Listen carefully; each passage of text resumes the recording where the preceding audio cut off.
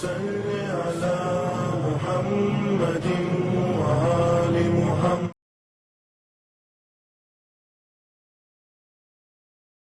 اعوذ باللہ من الشیطان الرجیم. بسم اللہ الرحمن الرحیم. الحمد للہ رب العالمین والصلاة والسلام. اما بعد فقد قال اللہ سبحانہ الکریم وقولہ الحق واصدق الصادقین. بسم اللہ الرحمن الرحیم. کتب علیکم اذا حضر احدکم الموت ان ترک خیران الوصیۃ للوالدین والاقربین بالمعروف حقا علی المتقین. ناظرین محترم، السلام علیکم ورحمۃ اللہ وبرکاتہ. انشاءاللہ تعالی یہ ہماری سیریز منحصر رہے گی وصیت رسول خدا بے امام علی، جو رسول خدا صلی اللہ علیہ وآلہ وسلم نے وصیت کی ہے امام علی علیہ السلام سے، ان پر منحصر رہے گی. میں نے سورہ بقرہ کی آیت نمبر 180 کو آپ کے سامنے پیش کیا کہ جس میں پروردگار عالم نے کہا کہ ہر ایک انسان کے لیے موت لکھ دی گئی ہے. جب موت لکھ دی گئی ہے تو وہ کرے کیا؟ وصیت کرے. کس کے لیے؟ للوالدین والاقربین، اپنے والدین کے لیے اور اعزاء و اقارب کے لیے جو اس کے معروف ہیں. حقا علی المتقین، کہ پروردگار عالم اسی طریقے سے متقین کو ان کا حق دیتا ہے. آج ہم سب سے پہلے بیان کرنا چاہتے ہیں وصیت کی تعریف کی. شرع نے وصیت کی تعریف میں کہا کیا ہے؟ وصیت کی تعریف ہے کیا؟ ڈیفینیشن بیان کرتے ہیں. وصیت یہ ہے کہ انسان تاکید کرے کہ اس کے مرنے کے بعد اس کے لیے فلاں فلاں کام کیے جائے. مثلا ایک انسان مر رہا ہے، وہ وصیت کرے. ہاں، وہ چیز میں وصیت کرے گی جو ممکن ہے. ایسا نہیں ہے کہ انسان ممکن بھی نہ ہو یا دوسرے کا مال ہو تو اس میں وصیت کر دے. نہیں، جو اس کا مال ہو یا وہ چیز ایسی باتیں کہے کہ وہ ممکن ہو. مثلا وہ یہ کہے کہ 2 قبرستان ہو اس کے نزدیک، وہ کہے کہ فلاں قبرستان میں مجھے دفن کیا جائے، اور یہ کرنا مشکل نہ ہو یا کوئی اختلاف کا سبب نہ ہو. کہے کہ اس کے مرنے کے بعد اس کے مال میں سے، یا یہ کہے کہ اس کے مرنے کے بعد اس میں کے مال میں سے کوئی چیز فلاں شخص کی ملکیت ہوگی، یا اس کے مال میں سے کوئی چیز کسی شخص کی ملکیت میں دے دی جائے، یا خیرات کی جائے، یا امور خیریہ میں صرف کی جائے، یا اپنی اولاد کے لیے اور جو لوگ اس کی کفالت میں ہوں، یعنی جو لوگ پل رہے ہوں اس کے پیسے سے یا اس کے ذریعے سے ہوں، ان کے لیے کسی کو نگران اور سرپرست مقرر کرے، اور جس شخص کو وصیت کی جائے اسے وصی کہتے ہیں. لہذا آپ یہ سوچیں کہ جب پروردگار عالم نے مطلقاً بیان کیا ہے کہ جو بھی موت سب کے لیے لکھ دی گئی ہے، لہذا جو بھی مر رہا ہے اس کے لیے کیا ہے؟ ضروری ہے کہ وہ وصیت کرے. تو یہ کیسے ممکن ہو سکتا ہے کہ جب ہر نبی نے وصیت کی، معصومین نے وصیت کی، تو کیسے ممکن ہے کہ ہمارے رسول نے وصیت نہ کی ہو؟ عموماً یا عام طریقے سے کیا ہے. ہمارے رسول نے بھی وصیت کیا ہے، مگر یہ کہ ہم اس کو جانیں اور ہم تک پہنچے اور لوگ عمل کریں، وہ ایک الگ بات ہے. رسول کا آخری وقت تھا. اب یہ روایت صحیح ہے، کوئی مشکل نہیں، آپ کسی سے بھی دریافت کر سکتے. رسول کا آخری وقت تھا جب رسول نے لوگوں کو بلایا اور کہا، کیا کہا؟ کہ ایک قلم اور ایک کاغذ دے دو تاکہ میں تمہارے لیے کچھ لکھ دوں. کچھ کیا کر دوں؟ لکھ دوں، یعنی وصیت کر دوں. کس بارے میں؟ کہ انی تارکن فیکم الثقلین کتاب اللہ و اطرتی، یعنی میں تمہارے لیے وصیت کرتا ہوں کہ میں 2 چیزیں چھوڑ کر جا رہا ہوں. اس سے تمسک اختیار کرنا، اس کو اپنائے رہنا. اگر تم ایسا کرو گے تو حوض کوثر پر کیا کرو گے؟ مجھ سے ملاقات کرو گے. لہذا یہ رسول کی وصیت ہے کیا؟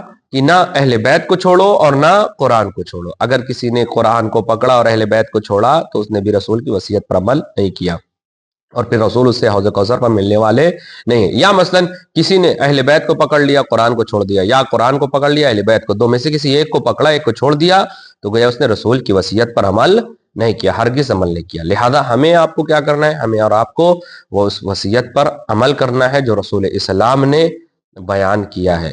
پھر رسول اسلام نے ایک طویل وصیت امام علی علیہ السلام سے بیان کی ہے، جو تحف العقول کتاب ہے. تحف العقول میں اس میں نقل ہے. لہذا اسی کو انشاءاللہ تعالی ہم بیان کرنے کی کوشش کریں گے کہ آپ تک کسی طریقے سے پہنچائی جائے، اور پہنچنے کے ساتھ ساتھ ہم لوگ اس پر عمل کریں. ناظرین محترم، جو چیز ہم تک پہنچے ائمہ معصومین علیہ السلام سے، جو نقل ہو، جو صادر ہوئی ہو، جو بیان ہوئی ہو، اور اگر وہ پہنچے اور تو اس پر کوشش یہ کریں کہ ہم لوگ عمل کریں. جب ہم عمل کریں گے تب ہم حقیقی محب قرار پائیں گے۔ امام علی علیہ الصلوۃ والسلام سے وصیت کر رہے ہیں رسول اسلام، یا علی انا من الیقین ان لا ترضى احدا بسخط اللہ ولا تحمدا احدا بما آتاک اللہ الی آخرہ۔ یعنی امام علی علیہ الصلوۃ والسلام سے جو وصیت کی ہے رسول اسلام نے، کہا اے علی میں یہ وصیت کرتا ہوں تم سے، کس بات کی؟ کہ مجھے یہ بات کا یقین ہے کہ تم خدا کی، یہ پہلے بیان کر رہے ہیں کہ خدا کی ناراضگی کی وجہ سے کسی کو خوش نہ کرو گے۔ آج کا زمانہ کیا ہے؟ آج کا زمانہ یہ وصیت صرف امام علی علیہ الصلوۃ والسلام سے صرف نہیں ہے، ان سے بیان کیا تاکہ یہ بات لوگوں تک پہنچ جائے، تاکہ یہ امت تک پہنچ جائے اور امت کیا کریں؟ اس چیز سے بچے کہ یہ علی یہ بات مجھے یقین ہے کہ تم اللہ کی ناراضگی کو نہیں خریدو گے، اللہ کو ناراض نہیں کرو گے۔ کس کے چکر میں؟ لوگوں کے خوشی کے چکر میں۔ نہ کسی کی تعریف کرو اس پر جو اس خدا نے تمہیں دیا ہے۔ اگر آپ غور کریں تو ایسے ہی کچھ حدیث امام ہمارے اور آپ کے چوتھے امام امام زین العابدین علیہ الصلوۃ والسلام نے بھی بیان کیا ہے۔ کہاں پہ؟ جب شام میں پہنچے ہیں دربار میں اور خطیب کو یعنی خطابت کرنے والے کو دعوت دی گئی کہ تم جا کر کچھ بیان کرو اور کچھ بولو، تو وہ گیا یزید کے دربار میں، اور جانے کے بعد ان لکڑیوں کے ڈھیر پر جانے کے بعد الٹے سیدھے باتیں کرنے لگا۔ تب چوتھے امام نے کیا کہا؟ کہا ویلک ایھا الخاطب، تیرے اوپر لعنت ہو۔ کیوں لعنت ہو؟ کیا وجہ امام؟ کہا تو نے مخلوق کے خوشی کے چکر میں خالق کو ناراض کر دیا۔ جو آج کا ماحول ہے، جو آج کا معاشرہ ہے، ہم بھی وہی کرتے ہیں۔ لہذا ہمیں کسی مخلوق کے خوشی کے چکر میں اپنے خالق کو ناراض نہیں کرنا۔ لوگ کیا کہیں گے؟ لوگ کچھ نہیں کہتے سوائے انا للہ و انا الیہ راجعون کے۔ وہ ہمارے مجلس میں آئے تھے لہذا ہم بھی مجلس میں جائیں گے، ہم کو فون کیا ہے فلاں نے، اگر ہم نہیں جائیں گے تو وہ ناراض ہو جائیں گے۔ یہ آپ انصاف سے بتائیے، یہ امام حسین کی مجلس میں ہمارا جانے کا طریقہ ہے؟ یا مثلا فلاں شخص ہمارے جو ہے فلانے کی تدفین میں آیا تھا لہذا ہم بھی جائیں گے، فلاں نہیں آیا تھا ہم بھی نہیں جائیں گے۔ آپ فلاں کے آنے اور نہ آنے اور جانے اور نہ جانے پہ جا رہے ہیں، یا معصومین کی سیرت ہے اس لیے جا رہے ہیں، یا معصومین نے ارشاد فرمایا اس لیے جا رہے ہیں، یا آپ ثواب اور اللہ کی خاطر جا رہے ہیں؟ ہمیں جو کام کرنا ہے وہ اللہ کی خاطر کرنا ہے۔ لہذا وصیت ہے رسول اسلام کی کہ کسی کو کیا نہ کرو، کسی کی خاطر، کسی کی خوشی کی خاطر اپنے خالق کو ناراض نہ کرو۔ اور یہی کام ہم لوگ زیادہ کرتے ہیں کہ ہمارے پبلک خوش ہو جائے، لوگ خوش ہو جائیں، اللہ خوش ہو یا نہ ہو۔ لہذا پھر یہ ہمارا عمل کوئی قابل قبول نہیں، یہ ہمارا عمل کوئی فائدہ نہیں۔ کسی کی جھوٹی تعریف نہ کرو، فالتو کی تعریف کسی کی نہ کرو۔ لہذا اس چیز کو، اور اس کے بعد جو تم کو خدا نے دیا ہے عجب نہ کرو، خود پسندی نہ کرو۔ کیا کہا اس میں؟ اس کے آگے کیا کہا؟ پھر رسول اسلام ارشاد فرماتے ہیں فَإِنَّ الرِّزْقَ لَا يَجْرُهُ حَرَسٌ حَرِيسٌ، یعنی جو تم کو اللہ نے دیا ہے نا، اور جو نہیں دیا اس کے اوپر لالچ مت کرو، اس کے اوپر کیا نہ کرو؟ لالچ نہ کرو۔ اور اگر تم نے ایسا کیا تو یقیناً گمراہی اکٹھا کر لیا۔ کیا فائدہ؟ جو ہم کو دیا ہے اللہ نے اس کے اوپر ہم راضی اور خوش ہوں۔ بہت سی حدیث ہیں کہ اللہ نے جو ہم کو رزق دے دیا اس پر اوپر جو انسان راضی ہو جاتا ہے اللہ اس کے رزق میں کیا کرتا ہے؟ برکت عطا کرتا ہے۔ ہم تو دوسرے کے چکر میں مرے جا رہے ہیں کہ دوسرے کو کتنا دیا ہے، دوسرے کو کیوں دے رہے ہیں؟ دینے دو، جس کو جتنا ملے گا اللہ اس سے ویسا ہی حساب لے گا۔ پھر اس کے بعد کیا کہا؟ یا علی انہ لا فقر اشد من الجہل، جہالت سے بڑھ کر کوئی فقیری نہیں ہے۔ وصیت کرو، جہالت سے بڑھ کر کوئی فقیری نہیں ہے۔ ہم لوگ کیا سوچتے ہیں؟ ہم لوگ سوچتے ہیں پیسہ نہ رہنا فقیری ہے۔ اسی لیے ایک جگہ پر امام علی علیہ الصلوۃ والسلام نے ارشاد فرمایا ہے کہ یتیم وہ نہیں ہے کہ جس کے ماں باپ مر جائیں یا دو میں سے کوئی ایک مر جائے، یتیم وہ ہے جس کے پاس علم نہ ہو۔ میرے دوستوں، میرے ناظرین محترم، میرے عزیزوں، جہالت ہمارے اندر سے ختم ہونی چاہیے اگر ہم واقعی امام کے شیعہ ہیں۔ کٹ حجتی، جہالت، یہ ساری چیزوں کو ختم کر دیں۔ اور ایک چیز اور بتا دیں، جاہل، وہ جاہل دو طریقے کے ہوتے ہیں. ایک یہ کہ وہ جاہل ہے، نہیں جانتا کسی مسئلے کو، کوئی بات نہیں، کسی چیز کو نہیں جانتا، کوئی بات نہیں، جاہل ہے، وہ سیکھ لے گا، کوشش کرے سیکھنے کی، وہ پتہ کرنے کی کوشش کرے. ایک وہ کہ جو جاہل ہے اور یہ نہیں جانتا کہ جاہل ہے، اسی کو جہل مرکب کہتے ہیں. یہ خطرناک ہے. جاہل ہے اور نہیں جانتا کہ جاہل ہے، یہ خطرناک ہے. وہ اس گمان میں جی رہا ہے کہ تو اس کو سب آتا ہے، اس کو سب معلوم ہے، اگر اس کے بس چلے تو فلائٹ اڑا دے وہ. یہی خطرناک ہے. اس سے بچنا ہے، اس جہالت سے بچنا ہے، جہل مرکب سے، کہ جاہل ہے، نہیں جانتا کہ جاہل ہے. ایک انسان کی یہ معلوم ہے کہ جاہل ہے، فوراً وہ سیکھنے کی کوشش کرے گا، وہ معلوم کرنے کی کوشش کرے گا. لہذا ہمیں اور آپ کو سیکھنے کی کوئی عمر نہیں ہوتی. جو چیز نہیں معلوم اس کو ہمیں کیا کرنا ہے؟ سیکھنا ہے. جہالت سے بڑھ کر کوئی فقیری نہیں ہے، لہذا علم کے تلاش میں لگے رہو. وَلَا مَالَ أَعُوذُ مِنَ الْعَقْلِ، اور مال سے بہتر کوئی عقل نہیں ہے، بڑھ کر کوئی عقل نہیں ہے. عقل سے بڑھ کر کوئی مال، استغفر اللہ، عقل سے بڑھ کر کوئی مال نہیں ہے. انسان سوچتا ہے کہ اس کے پاس بنگلہ ہو گیا، گاڑی ہو گئی، فلیٹ ہو گیا، یہ ہو گیا، وہ ہو گیا، بینک ہے، بیلنس ہے، یہ ساری چیزیں مال ہے. امام علی علیہ الصلوۃ والسلام سے رسول خدا کہتے ہیں یہ ساری چیزیں کوئی قابل قبول نہیں، فائدے والی نہیں ہے. اگر عقل ہے تو تم صاحب مال ہو، ورنہ عقل نہیں ہے تو یہ مال کس کام کے؟ پڑے رہ جائیں گے. لہذا انسان کے پاس عقل ہونی چاہیے، اور عقل انسان کا بہترین جو ہے مددگار ہوتا ہے، رسول ہوتا ہے، اور حق اور باطل میں فرق کرنے والا ہوتا ہے. اسی لیے پروردگار عالم لوگوں کو روز محشر میں اس کے عقل کے ذریعے سے حساب اور کتاب کرے گا. جتنا اس کو عقل دیا ویسے اس کا حساب اور کتاب کرے گا. پھر اس کے بعد کیا فرمایا؟ وَلَا وَحْدَةٌ أَوْحَشَ مِنَ الْعُجْبِ، خود پسندی سے بڑھ کر کوئی وحشت نہیں ہے، کوئی درندگی نہیں ہے. بہت برا عمل ہے خود پسندی. انسان میں یہ ہوں، میں وہ ہوں، میں فلاں ہوں، میں یہاں گیا تھا، میں وہاں گیا تھا، میرے ساتھ ایسا ہوا، اور میں نے امریکہ کا سفر کیا، میں نے افریقہ کا سفر کیا، میرے پاس ایسا ہے، مجھ سے بڑھ کر تو کوئی اچھا نہیں، میری خطابت ایسی ہے. امام نے کہا یہ بہت بیکار چیز ہے. اسی چیز کو امام موسیٰ کاظم علیہ الصلوۃ والسلام نے کیا کہا؟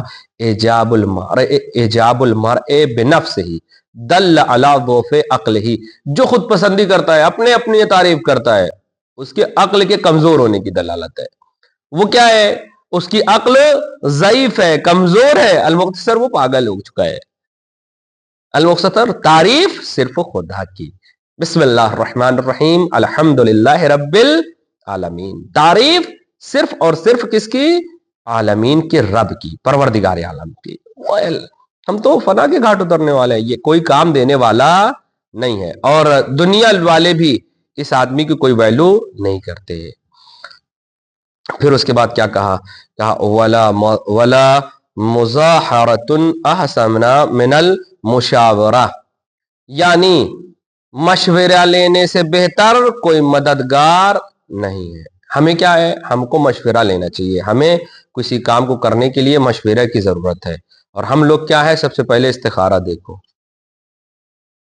مشورے سے بہتر کوئی مددگار نہیں ہے. یہی چیز کو امام علی علیہ الصلوۃ والسلام نے نہج البلاغہ میں بھی ارشاد فرمایا ہے کہ الظہیر کالمشاورات، یعنی مشورے سے بہتر کوئی مددگار نہیں ہے. آپ مشورہ لیں گے، آپ کے پاس تنہا فکر تھی، اب جب 5 آدمی سے مشورہ لیں گے آپ کے پاس 5 فکر ہو گئی، آپ اس کے کم حامل ہو گئے 5 فکروں کو. یہ کم چیزیں اچھی ہیں. سب سے پہلے ہمیں کوئی کام کرنا ہے تو مشورہ لیں عزیزو، کہ ہمیں مثلا یہ اچھا ایک بات، مشورہ اس سے لیں جو جس کام کا ماہر ہو، جو جس کام کا ماہر ہو. ہمیں بزنس آتا نہیں، آپ آ کے بیٹھ گئے مولوی صاحب یہ بزنس اسٹارٹ کرنا چاہتے ہیں، شروع کرنا چاہتے ہیں، اس میں آپ مشورہ دیجئے.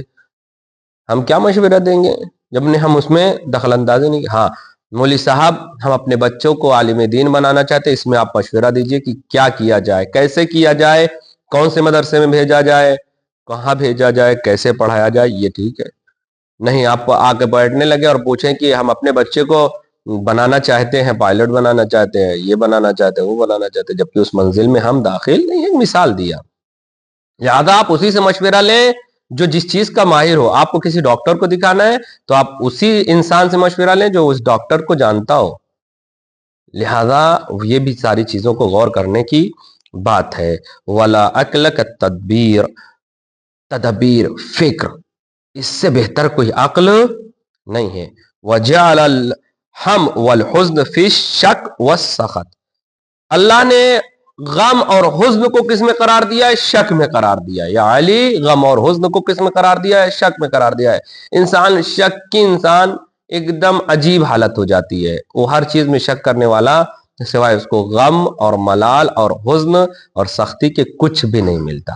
لہذا ایک حدیث میں بیان ہوا ہے، چھٹے امام نے بیان کیا ہے کہ یہ شک کرنا، زیادہ جس کو شک ہوتا ہے، بار بار شک ہوتا ہے، یہ شیطانی وسوسہ ہے، یہ شیطانی پیروکاری ہے.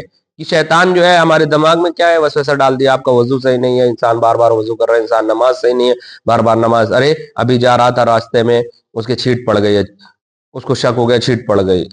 یہ ساری چیزیں چھٹے امام نے کہا یہ فالتو کی چیزیں ہیں، یہ شیطانی وسوسہ ہے جو ہمارے ذہن میں آ رہا ہے. لہذا اگر کوئی زیادہ شک کرتا ہے تو امام نے کہا یہ شیطان کا پیروکار ہے، لہذا شک ہمیں نہیں کرنا چاہیے. شریعت کیا کہتی ہے؟ کثیر الشک کا شک کا اعتبار بھی نہیں کیا جائے گا، جو زیادہ شک کرتا ہے اس کے شک کا اعتبار بھی نہیں کیا جائے گا. لہذا یہ ساری چیزوں کو ہمیں کوشش کریں کہ جو چیز ہمیں وصیت کے طور پر مل رہی ہیں رسول اسلام سے، ہم اس پر انشاءاللہ تعالی عمل کریں اور اپنے اعمال کو بہتر سے بہتر بنائیں اور ائمہ طاہرین علیہ الصلوۃ والسلام کی سیرت پر چلنے کی توفیق حاصل کریں. انشاءاللہ تعالی اگلے ایپیسوڈز میں اس کے آگے بیان کیا جائے گا. والسلام علیکم ورحمۃ اللہ وبرکاتہ. اللہم صلی علی محمد وعلی محمد وعجل فرجہم.